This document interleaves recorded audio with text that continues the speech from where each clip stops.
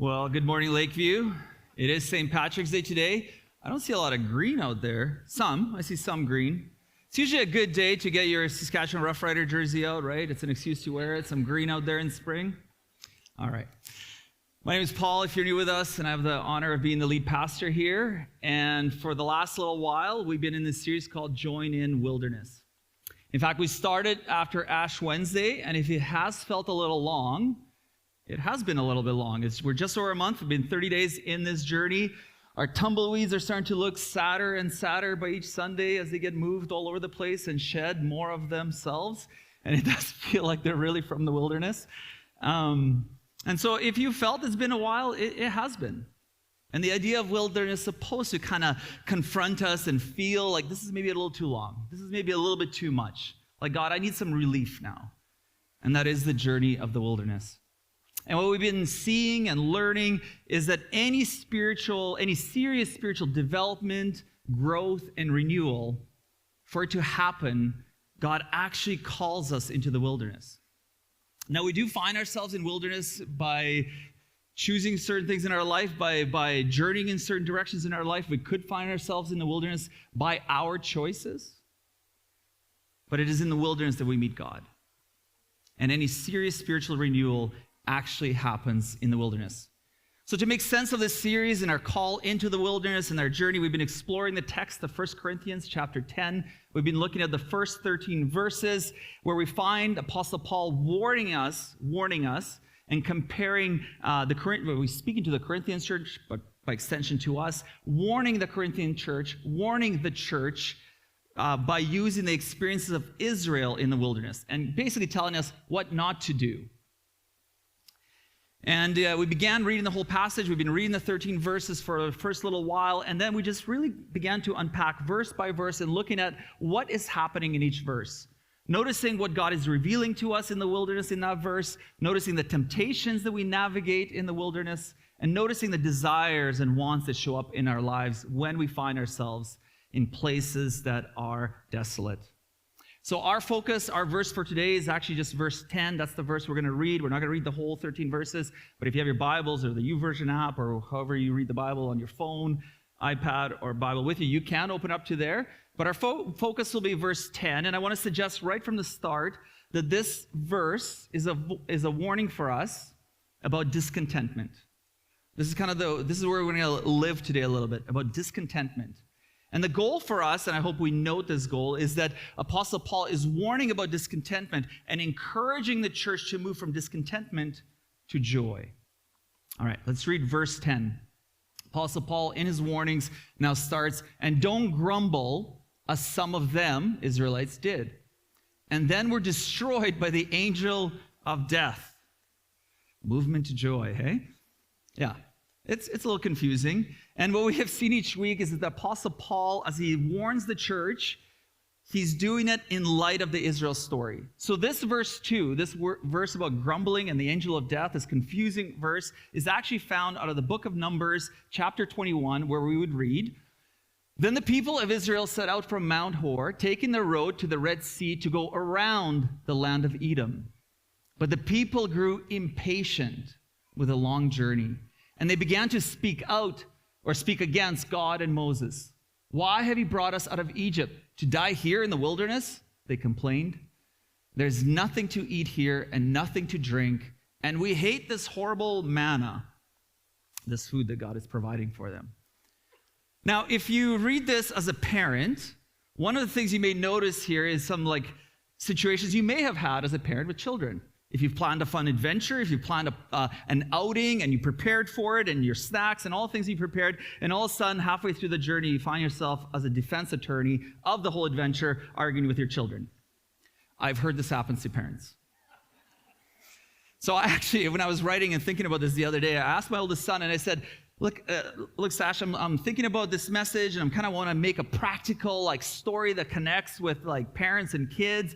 Was there a time that we as a family planned an adventure that you remember when you were little and you kind of just didn't like it and you and your brother, maybe you can blame your brother, grumbling about it and we weren't happy about it and then mom and dad had to explain things to you. Was there a moment like that? Don't worry, they'll understand. You were little, this is not going to be making fun of you. Is there a story like that? And he thought about it for a little bit, and he said, yeah, actually, Dad, just a little bit ago, we had the honor of going, hold on, stay with me. Just a little bit ago, we had the honor to go to Mexico as a family, and in the midst of it, I don't speak Spanish. Nobody in our family speaks Spanish, but we planned an excursion to go on this boat trip. And it was like, it tours you around different beaches. It's like really lovely. And so we planned it, and it was really confusing directions, how to drive, take a rental car to this place where we're going to meet the tour guide who's going to show us the boat and take us there. And everything was really confusing. It was like hard to understand, but we thought, you know what? When we get there, it'll happen. Like, we'll see it. We got there. It was all confusing. There was no signs. There was nothing. And we were like, really? And we had food and things we were carrying and stuff. And it was really stressful. This fun adventure that was supposed to be good was not happening. And he was reminding me of this. And I was like, yeah, that's right, son, that's right. And he said, but really, you were the only one that was complaining. Your kids will keep you humble and honest. It's lovely. But I digress. Notice the common experience in the wilderness, the movement into discontentment, the movement into disappointment when things don't go as we wish. In the wilderness, in the seasons of distress, we may feel discouraged, frustrated, irritated, angry, depressed, and at times it just feels like, I just got to throw in the towel. I've had enough. And so in the midst of this trouble and distress in the wilderness that we've been saying that God actually is calling us into, Apostle Paul warns us that when we are called into this wilderness, he says to us, don't grumble, as some of them did, and then we're destroyed by the angel of death. Now, this is an intense warning and reprimand, and of course, out of context of the whole of the previous verses, it might feel very jarring. And this reference to the angel of death, or other translations put the destroyer, be destroyed by the destroyer. It's not completely clear here, actually, what it's talking about. But it does seem to them most likely be a reference to this divine reality that kept the generation from entering the promised land, simply because they could not trust God. They just could not follow him. They could not see where he was taking them, and they would grumble, and they would grumble, and they find themselves turning away from him, which often brought destruction. And we can focus on that part, but I don't think that's actually the heart of this verse. I think the heart of the message in this verse that Apostle Paul is teaching us is the reality to not let our discouragement in any situation to move into discontentment with God. Why, you may ask, right? What's the problem with a little grumbling, a little complaining? We all do it. We've all had moments where we're just so frustrated and we complain. The book of Psalms has a lot of complaints to God. Are we just supposed to pretend we're happy, put on a face, put on a good show for others? I don't think that's what Apostle Paul is teaching us. What I want us to notice here is the real issue, which isn't complaining. No, the real issue of grumbling is actually rooted in how we understand our relationship with God. Let's check the Numbers story that Apostle Paul is using as a juxtaposition again. But the people grew impatient with the long journey, and they began to speak against God and Moses. God and Moses, who led them, provided for them, gave them the necessities. So what we need to see here is the problem of grumbling and complaining is actually rooted, again, in our impatience, and more specifically, rooted in our relationship with God. And this discontent in our relationship fosters a way of being, fosters a way of living, a way which is just not able to see or to receive how God is loving us or how God is leading us. And when we cannot see God's presence and how he's loving us or leading us, it leads us to this discontentment that in turn steals our ability to see God. The discontentment steals our ability to experience joy in all realities of life. The warning then is really all about the discontentment in our relationship with God. And can I suggest that this ancient problem that Paul is talking about in Israel and in Corinth and now to us, this problem of discontentment actually finds new fuel and new intensity and pervasiveness today. Can I suggest that our discontentment today rivals and perhaps actually surpasses discontentment that has come before us? magnified today in our cultural rejection of wilderness or a cultural rejection of suffering of any kind. We're actually raised to believe that we're not to suffer. You don't feel good? Buy this. Your diet's out of whack? Buy a pill. Things aren't going well? Find a way, solve it for it to go well on your own. When discontentment with how God or how church or how our work or how our relationships or our friendships or people, when they just don't meet our needs the way we think they should, we reject it. When suffering appears, we are tempted to grumble and demand of God that suffering just shouldn't be there. When things are not going the way we prefer or expect, in our impatience, we actually accuse God. In our grumbling, we angrily declare, "Where are you, God? There's nothing here to eat or drink, and we don't like what you gave us anyways." Now notice the difference in crying out, "Where are you, God? I need you," to "Where are you, God?" Accusing God of his perceived absence. And the accusatory query in the book of Numbers states, "God, you're clearly not involved. You obviously don't care. If you allow things like this to happen, this journey's been far too long, so you clearly just don't care about us."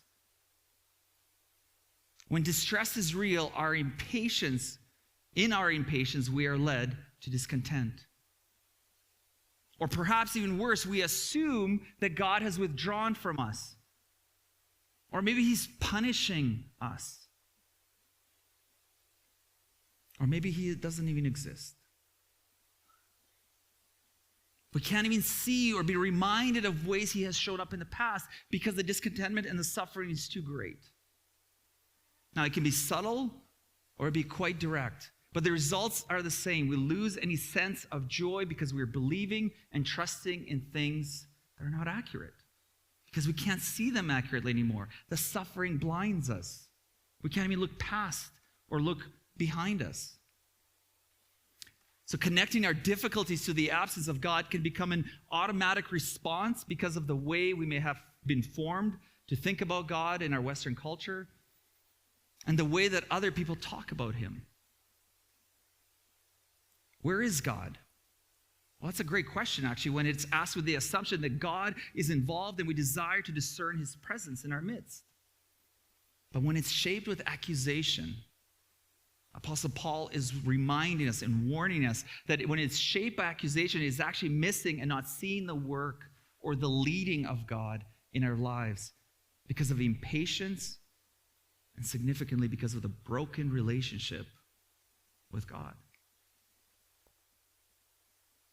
In our impatience and grumbling, we begin to believe that we're not happy. And that means if we're not happy, that means God is absent. And so we begin to grumble more and more, and our discontent grows bigger and bigger, and our relationship begins to fracture more and more.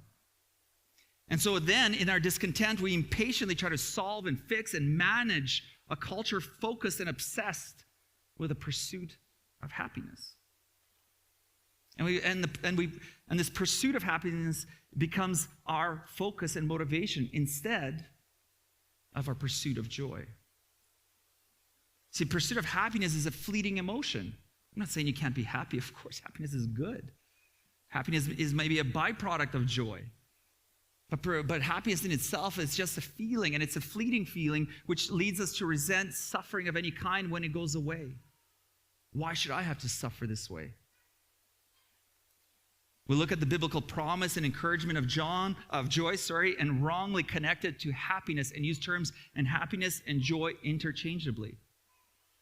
And when we do that, we create faith culture that wants God to act on formulas.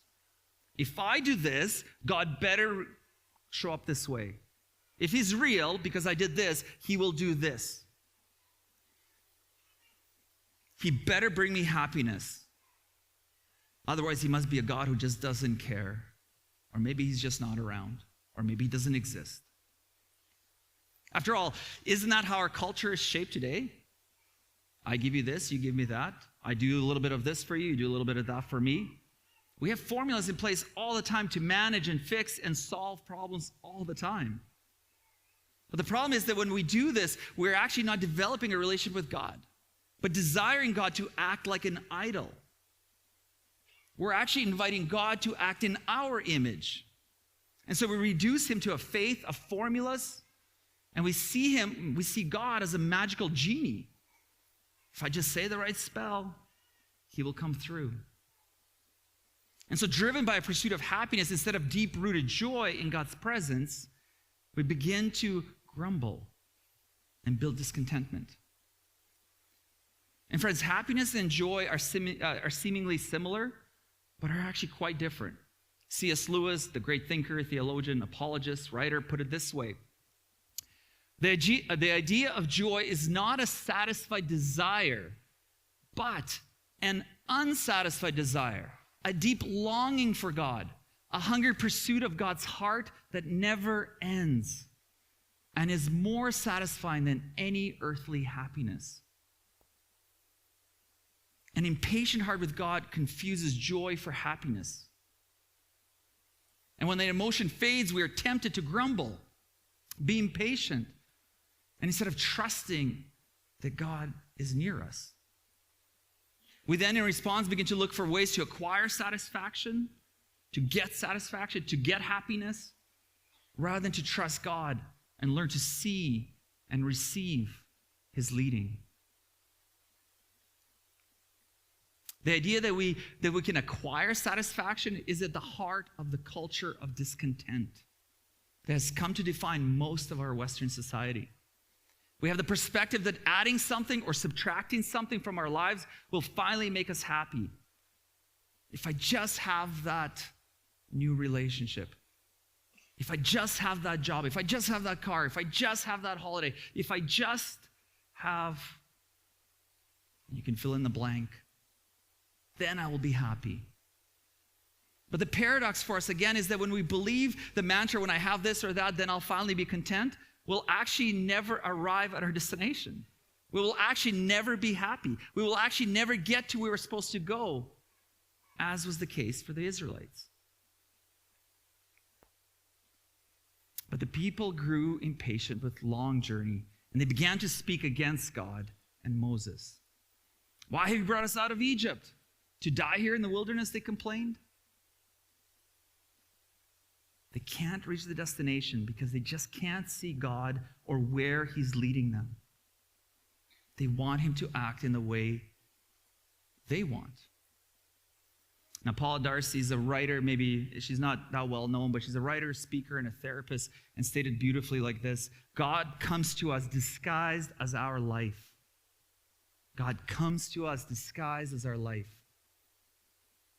We don't find God in spite of our circumstances or on the other side of our circumstances or acquire him in the way we want him to be or how we want him to show up. We find him in the midst of where we are.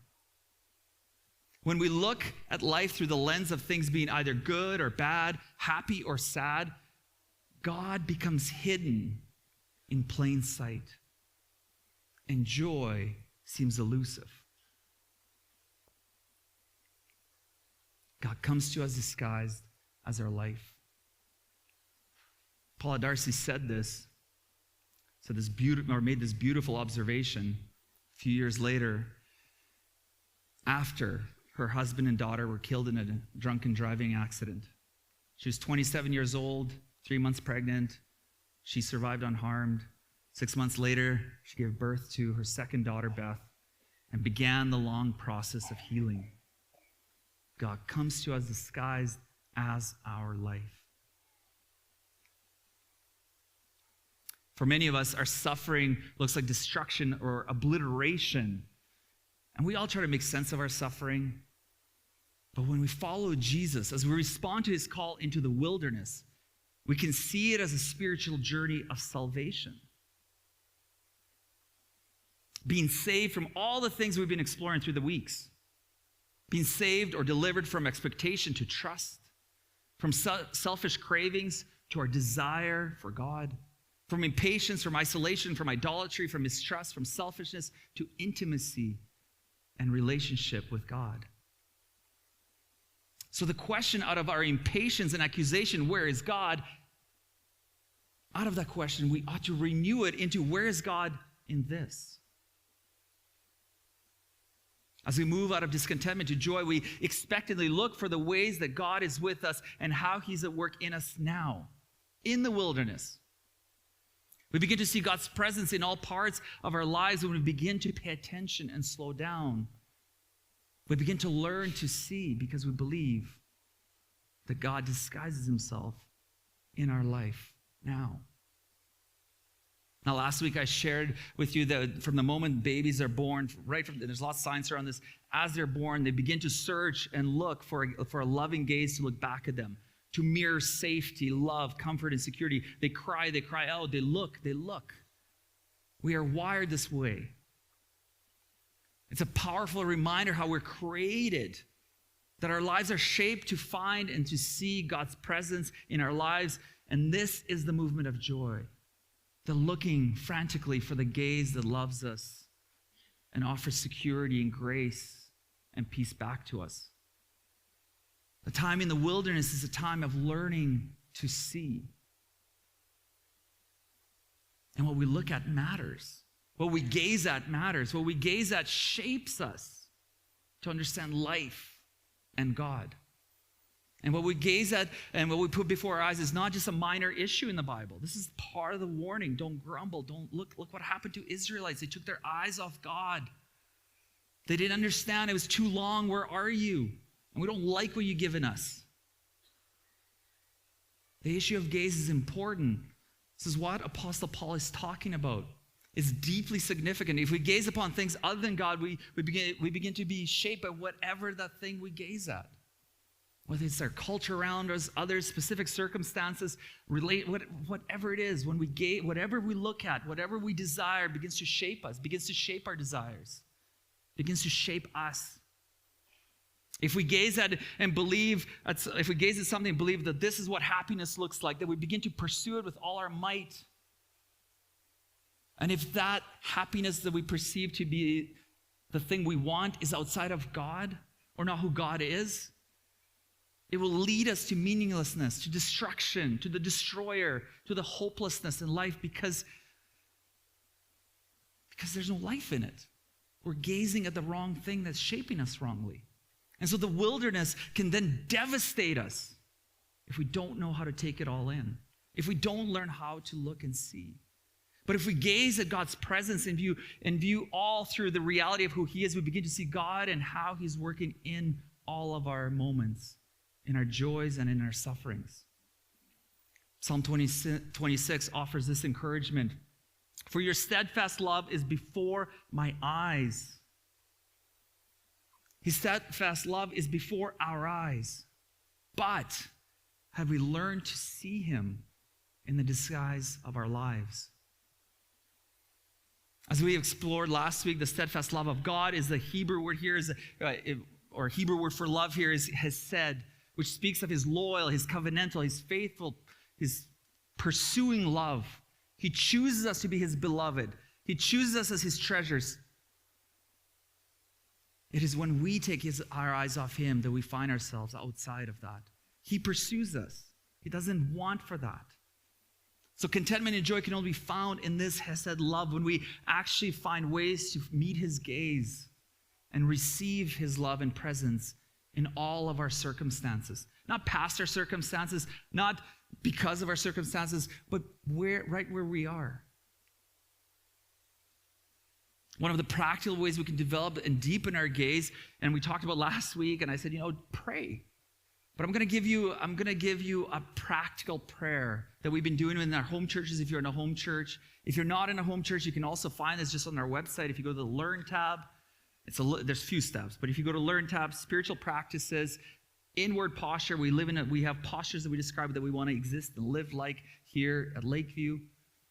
And so you click spiritual practice, and you look at the inward posture, and there's prayer tab, and you click on prayer, and there's prayer of examine. I know there's a few steps. So if you would need more information, come to the info desk. We'll help you out. But what is prayer of examine? This is the practical prayer I want us to kind of introduce and explain today. Well, prayer of examine simply helps us to review our day with God. First of all, the examine prayer is actually an ancient practice that the Christian church has done for centuries.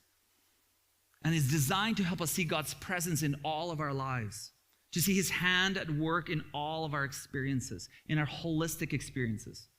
And so this examine prayer is a technique of prayerful reflection on the events of the day in order to detect God's presence and discern his directions for us, discern his leading, finding God disguised in our lives.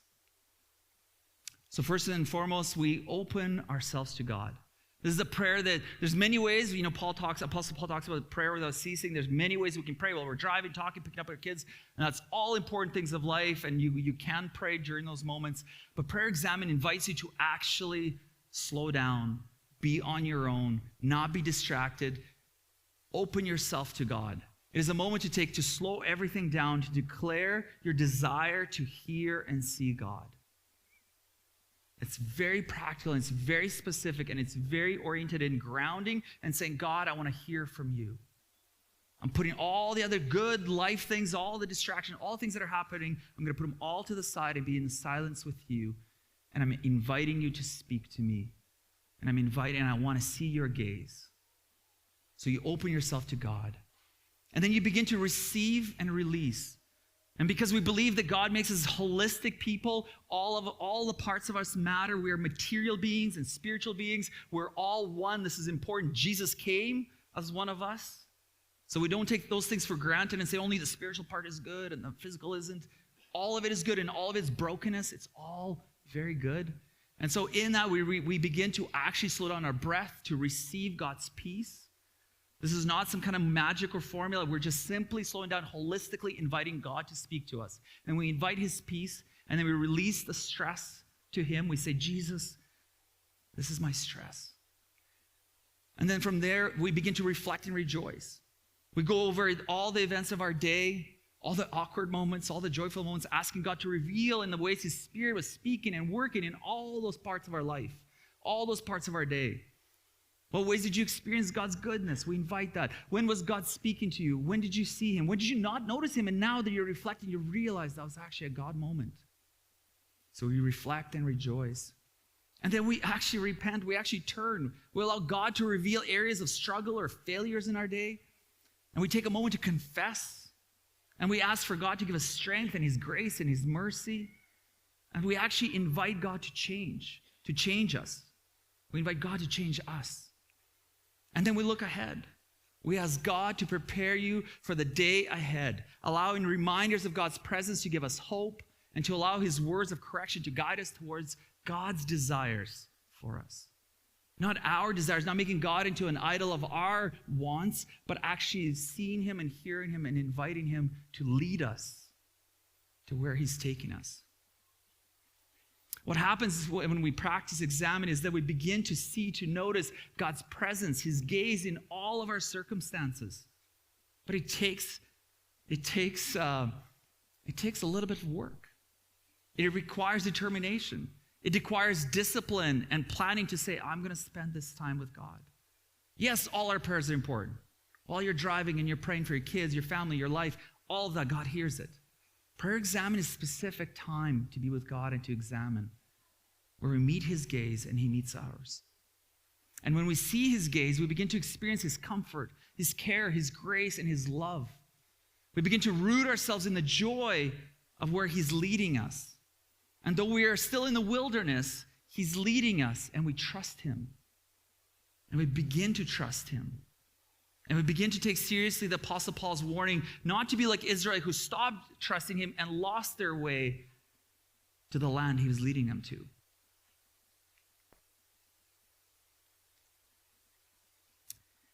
I know there are many of you here that are navigating pain that I can't even understand. And all this talk of discontentment to joy seems like an impossibility. And you can't even begin to process. What are you talking about, joy?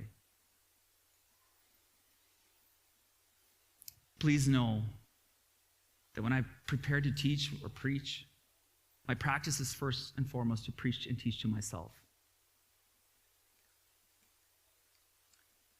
Today, March 17th, is St. Patrick's Day. It's also a day that's my dad's birthday. My dad hasn't been around for 2.5 years when he was gone suddenly and unexpectedly without any warning signs. And when my dad suddenly fell ill, I was certain God was going to hear my prayers in the way I wanted him to answer them. I'm not going to explain away his death. Cancer is unjust. There's no excuse for it. I don't think it's the will of God. But what I had discovered is that God met me. Is that God met me in my pain and in my suffering and in my family's suffering, and met me with his gaze of love. Now, it's interesting. March 17th is his birthday. March 15th, we celebrate as a family because a small, tight-knit family on March 15th, 34 years ago, came to Canada. We immigrated. And we were always a close family, but when you immigrate and all you have is just your immediate family, you become very tight-knit. So it's a lot. March is a weird time. There's celebrating and there's sadness.